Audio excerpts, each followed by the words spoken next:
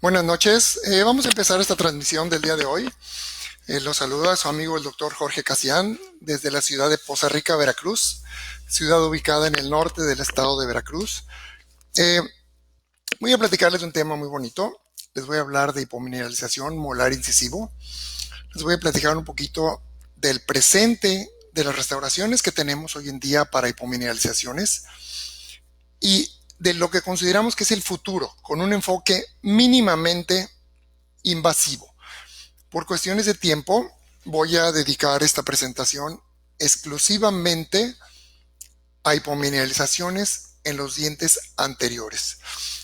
Me hubiera gustado tener un poquito más de tiempo para hablar también de segmentos posteriores, de restauraciones en molares hipomineralizados. Vamos a tocar brevemente el tema, pero específicamente vamos a dedicarnos a hablar de incisivos superiores e inferiores. Bueno, mi nombre es Jorge Casián, algunos de ustedes ya me conocen. Soy odontopediatra, soy ortodoncista y tengo una práctica privada en la ciudad de Poza Rica, Veracruz. Poza Rica es una ciudad ubicada en el norte del estado de Veracruz. Estamos muy cerca del mar, a menos de media hora del mar, del Golfo de México. Una ciudad petrolera, una ciudad calurosa, desde donde los saludo. Este es el consultorio. Esa imagen que ven arriba es mi sala de espera, que en estos días y con todo este asunto del coronavirus que nos tiene a todos tan consternados y tan preocupados, tan desocupados de pronto, así luciría mi sala de espera en estos momentos seguramente. Eh, Tenemos muy limitado el acceso a los pacientes, pero bueno, este es mi consultorio, esta es mi sala de espera y la imagen de abajo es mi área operatoria. Trabajamos con 4 unidades dentales simultáneas y tenemos aparte un área aislada, una especie de quirófano para pacientes especiales. Me gusta mucho la fotografía, es uno de mis pasatiempos, es una de mis pasiones en este momento, especialmente porque estoy profundamente convencido de que una buena fotografía puede mostrarnos más detalles de los que el ojo humano es capaz de percibir. Una buena fotografía nos muestra muchas cosas que no podemos ver, que escapan a simple vista. Nos obliga a ser cuidadosos, nos obliga a ser detallistas en nuestras restauraciones, nos enseña mucho una buena fotografía. De una buena fotografía aprendemos, vemos detalles que no vemos a simple vista, vemos errores, vemos aquel margen desajustado, vemos un poquito de biofilm que quedó atrapado, vemos un poquito de tártaro dental, de cálculo dental, vemos inflamación de la encía, vemos un rayón en una restauración mal pulida, vemos muchos detalles. Una buena fotografía también nos sirve como con efectos de comparativa, para explicarle al paciente y mostrarle al paciente un progreso, un antes y después. Y por supuesto, una buena fotografía es un requisito, un récord legal que nos puede ser muy útil. Una buena fotografía nos puede mostrar y nos sirve para mostrarle a nuestros pacientes algunos defectos del desarrollo del esmalte. Hay diferentes defectos del desarrollo del esmalte, pero hoy vamos a hablar exclusivamente de las hipomineralizaciones, de la hipomineralización. El término hipomineralización molar incisivo fue descrito o fue establecido como tal en Europa en el año 2001 y desde entonces quedó definido como un término, pues no es un síndrome, es un término que se utiliza para definir una enfermedad. Se llama hipomineralización molar incisivo. ¿Qué afecta la hipomineralización molar incisiva? Afecta a uno, es un requisito esto, que tenga afectado al menos uno o hasta los 4 primeros molares permanentes y frecuentemente asociados a defectos en los incisivos. Con una prevalencia muy variable, tenemos una prevalencia que va desde el 2 y hasta el 40%, dependiendo del estudio. Y lo que sí sabemos es que se estima que 1 de cada 6 niños en el mundo actualmente presentan defectos en el esmalte, presentan hipomineralizaciones. 1 de cada 6 niños son muchísimos niños. Si imagináramos que en una práctica de odontopediatría o en una práctica de ortodoncia viéramos en una tarde de un viernes, digamos, 30 pacientes, estaríamos hablando de que al menos 5 o 6 de esos 30 pacientes tendrían hipomineralizaciones en diferentes grados de expresión, por supuesto. Este estudio fue publicado en 2017 y ellos encontraron que no había diferencia significativa comparando niños y niñas. Y encontraron también que la incidencia más alta a nivel mundial era en niños de 10 años de edad. En este otro estudio, compararon molares superiores e inferiores y no encontraron una diferencia significativa comparando los superiores contra los inferiores. Sin embargo, algunos otros estudios han encontrado que los molares están más frecuentemente afectados que los incisivos. Y más importante aún es el hecho de que encontraron que los molares inferiores se encuentran más frecuentemente afectados que los molares superiores, siendo el lado derecho el más frecuentemente afectado.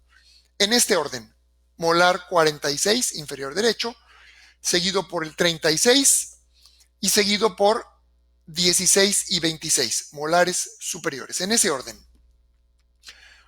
Defectos del desarrollo del esmalte, específicamente hablando de hipomineralizaciones, las podemos encontrar en cualquier diente prácticamente, de un solo lado, como pueden observar en su pantalla del lado izquierdo, o de ambos lados, simétrica o asimétricamente.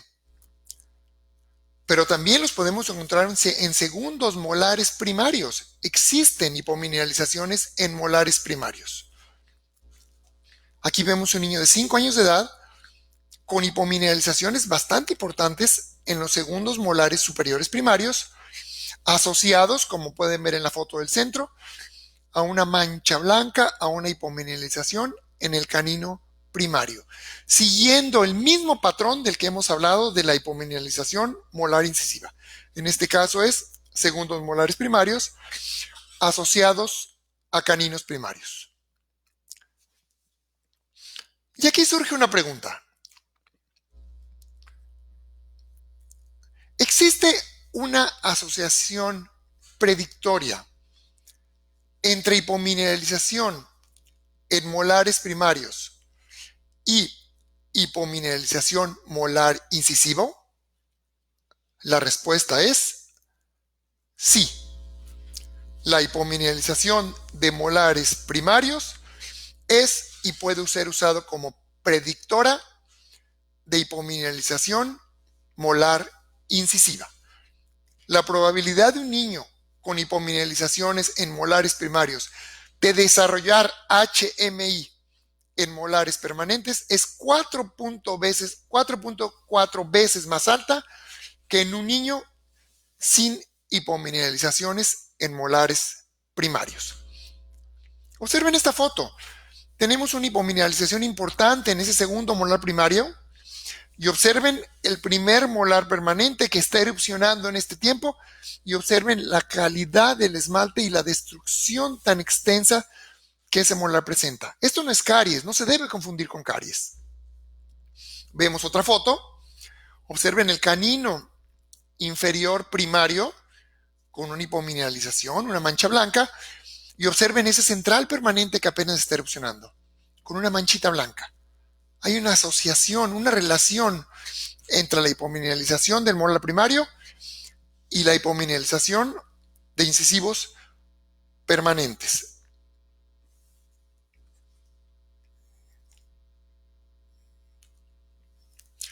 Miren este segundo molar primario. ¿Ven la destrucción de ese segundo molar primario? Eso no es una caries, eso no es una lesión cariosa típica. Ese ni siquiera es el lugar donde esperaríamos ver una lesión cariosa en un molar primario. Por cierto, el segundo molar primario es el diente más frecuentemente afectado por una hipomineralización. Y por supuesto, ese defecto, ese gran defecto, y el biofilm, la biopelícula que se pudiera acumular dentro de ese gran defecto, es un factor de riesgo para desarrollar caries en ese primer molar permanente que en este momento está empezando a erupcionar. Observen ese canino primario. Es el mismo paciente, el mismo cuadrante. Observen la hipomineralización tan grande en la cara vestibular y ven cómo hubo una ruptura del esmalte, de ese esmalte hipomineralizado, de ese esmalte mal formado, en la cara distal de ese canino primario.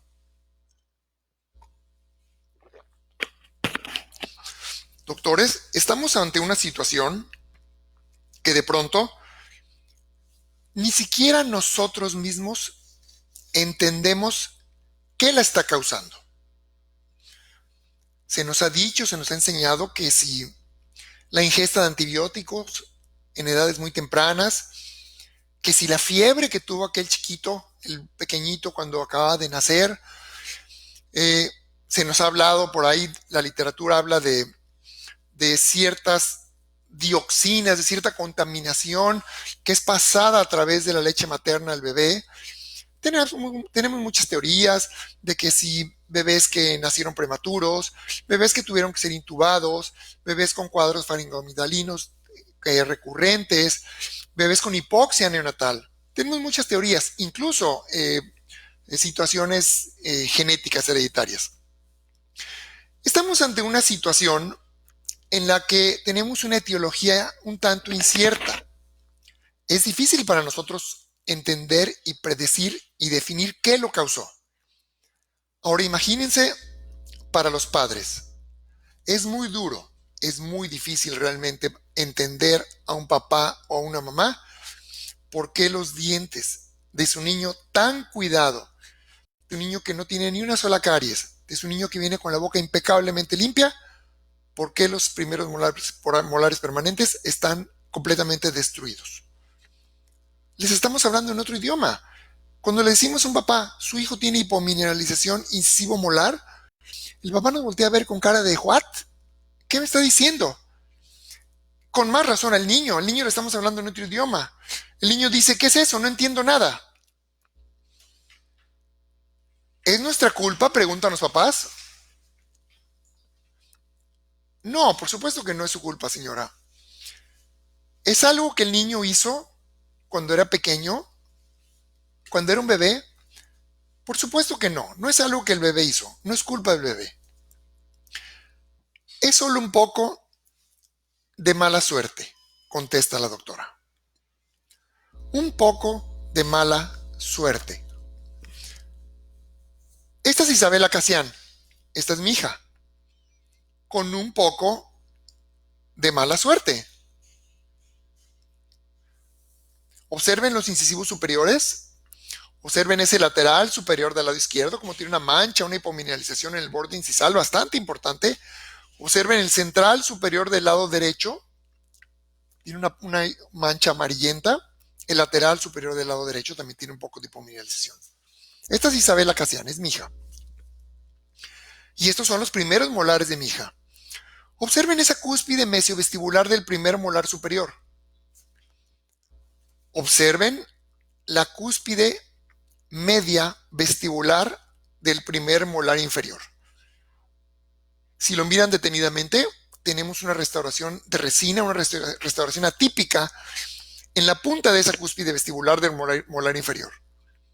Por cierto, restauración que ha sido reemplazada al menos un par de veces en el último año. Ante esto, tenemos que tomar acciones preventivas. Lo primero que tenemos que hacer es identificar quién tiene hipomineralizaciones. Por supuesto, tenemos que concientizar y educar a los padres y pacientes, especialmente a identificar el problema y a controlar adecuadamente la biopelícula. Podemos fortalecer el esmalte. Hay manera de fortalecerlo. Con barnices de fluoruro, con pastas como el EMI Paste, con procesos de infiltración de resinas en las superficies vestibulares. Más adelante vamos a hablar de esto. Y tenemos que controlar la sensibilidad dental, la cual es más frecuente en molares que en incisivos, ya que si tenemos sensibilidad dental, si al niño le duele, el niño no se va a cepillar los dientes. Si el niño no se cepilla los dientes, tendremos un problema asociado a la hipomineralización. Tendremos caries dental asociada al problema de la hipomineralización. Muy importante, tenemos que entender, tenemos que identificar y tenemos que conocer la diferencia entre una hipomineralización, que es de lo que estamos hablando, y de una hipoplasia. Durante el proceso de desarrollo del diente, hay dos grandes fases, hay muchas fases, pero hay dos grandes fases o etapas. La etapa secretora del esmalte y la etapa de maduración del esmalte. Si el evento ocurre durante la etapa secretora del esmalte, el esmalte estará hipoplásico. Pero si el evento ocurre durante la etapa de hipomineralización, el esmalte estará, durante la etapa de maduración, el esmalte estará hipomineralizado.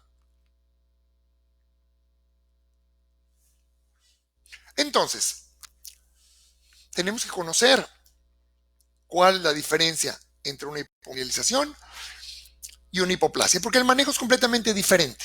Tenemos que estudiar, tenemos que leer, tenemos que conocer la diferencia. Esto es una hipoplasia.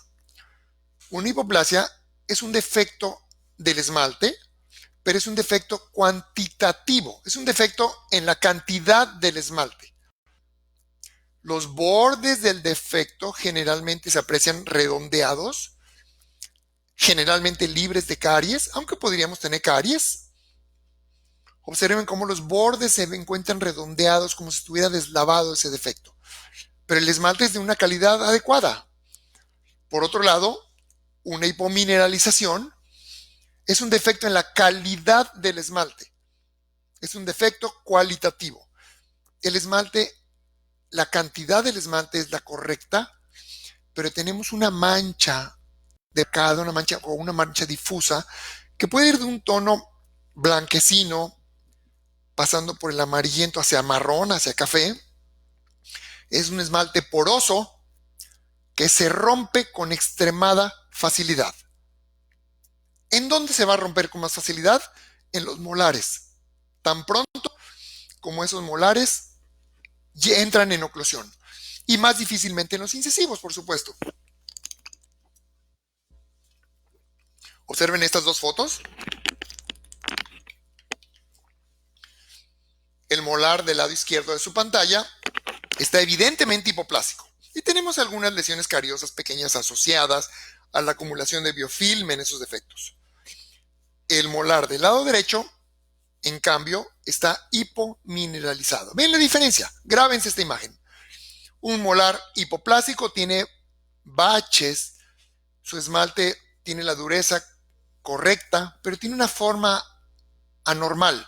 Mientras que un esmalte hipomineralizado, el molar erupciona entero el esmalte, pero de muy mala calidad. Me encanta ese diseño. Miren qué bonito diseño. De pronto la naturaleza es caprichosa y nos regala diseños como este. Bueno, este incisivo lateral superior e inferior evidentemente son hipoplásicos. Vean el tipo de defecto, vean como el borde es redondeado, libres de caries y de manera bilateral, mismo paciente. Y con una maloclusión clase 3 esquelética y dental muy, muy importante.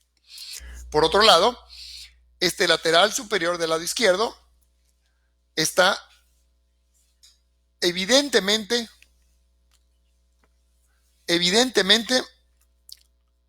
hipomineralizado. ¿Ven esa mancha café amarilla?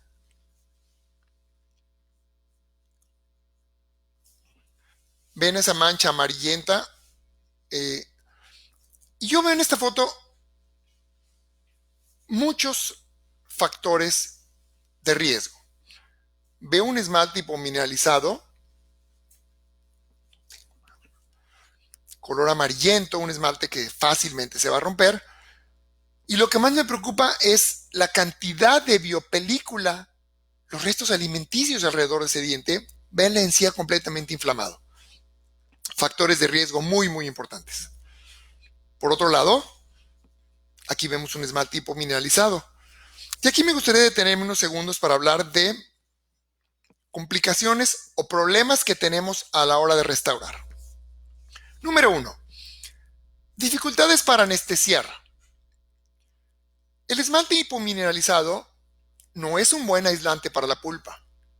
Por lo tanto, la pulpa presenta una inflamación crónica, lo que hace que sea difícil alcanzar un grado de anestesia adecuado para hacer una preparación, por ejemplo. Es difícil preparar esos dientes. Lo que nos lleva a problemas de comportamiento. Si al niño le duele, si la anestesia no es la adecuada, si nos cuesta trabajo anestesiar esos dientes, si el niño viene con mucha sensibilidad, pues no va a cooperar con nosotros. Dificultades adhesivas. Tenemos serios problemas para adherir un material restaurador, para adherir una resina, por ejemplo, a un esmalte poroso, a un esmalte hipomineralizado, lo que nos lleva a restauraciones que necesitan ser repetidas una y otra vez. Tenemos a padres reclamando, padres molestos por el costo del tratamiento, ya que la restauración necesita ser repetida frecuentemente y el paciente no entiende por qué está pasando esto. Y yo me atrevería a agregar un sexto punto, que es exigencias o requerimientos estéticos de parte del paciente y también de parte de los padres del paciente. Observen esa mancha. Me atrevo a decir que hace algunos años, más de uno hubiera dicho: señora, si quiere quitarse esa mancha, voy a tomar una fresa, voy a hacer una pequeña cavidad, voy a desgastar ese esmalte y le voy a poner una restauración de resina, y efectivamente la mancha hubiera desaparecido. Hoy en día, con los conceptos modernos en el manejo de la caries y en el manejo de la enfermedad dental, tenemos que tener como objetivo la preservación de los tejidos. Los dentistas hoy en día son entrenados o somos entrenados para elegir y para manejar adecuadamente procesos mínimamente invasivos, procesos biológicos y procesos conservadores en lugar de alternativas altamente invasivas.